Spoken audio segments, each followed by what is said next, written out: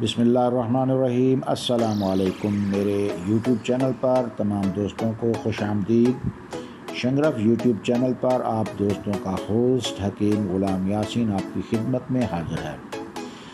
تمام ویورز کا شکر گزار ہوں کہ آپ میری ویڈیوز پوری توجہ سے دیکھتے ہیں اور میری حوصلہ افزائی فرماتے ہیں۔ میں شنگرف یوٹیوب چینل پر آپ دوستوں کے لیے مفید رہتا ہوں۔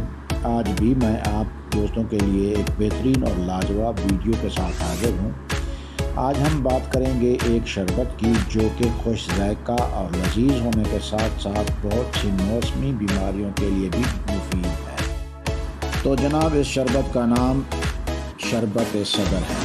شربت صدر گلے کی خرابی، گلے کی سوزش، گلے میں درد، گلے کا پکنا، کھانسی، نزلہ زکام، سانس کی تنگی، پسلیوں کا درد، پھیپھڑوں کی کمزوری، پھیپھڑوں میں ابتدائی ٹی بی اور سینہ کی جکڑن کو ختم کرتا ہے۔ سستا، خوش ذائقہ اور مفید شربت ہے جو کہ خالص دیسی جڑی بوٹیوں سے تیار کیا جاتا ہے اور کسی بھی قسم کے نقصان سے پاک ہے۔ بچے اور بڑے سبھی کے لیے یکساں مفید ہے۔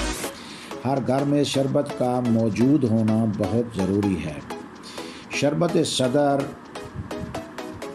اوپر بتائی گئی تمام بیماریوں کے علاج کے لیے بہت مفید ہے۔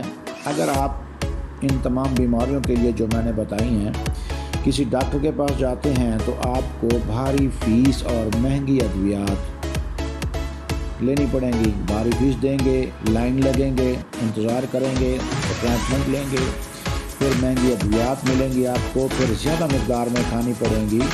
اس سے آپ کا پیسہ بھی ضائع ہوگا، آپ کا وقت بھی ضائع ہوگا اور بہت ساری اکٹھی ادویات کھانے کی وجہ سے آپ کو مزید معدے کی بیماریاں لگنے کے بھی چانسز ہیں۔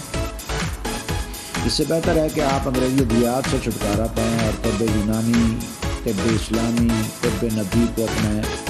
سستی اور مضر اثرات سے پاک ہیں۔ طب نبی سے یا طب اسلامی، یہ سب ایک ہی طب کا نام ہے۔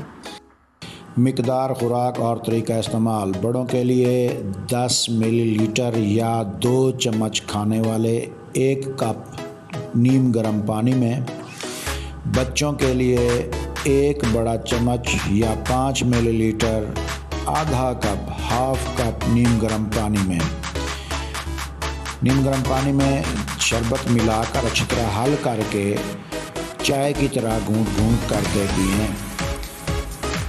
صبح ناشتے کے بعد اور رات کو کھانا کھانے کے بعد صرف 2 دفعہ استعمال کریں۔ انشاءاللہ پہلی دوسری خوراک میں ہی فائدہ ملنا شروع ہو جائے گا۔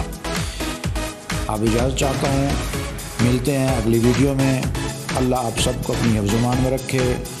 اللہ حافظ۔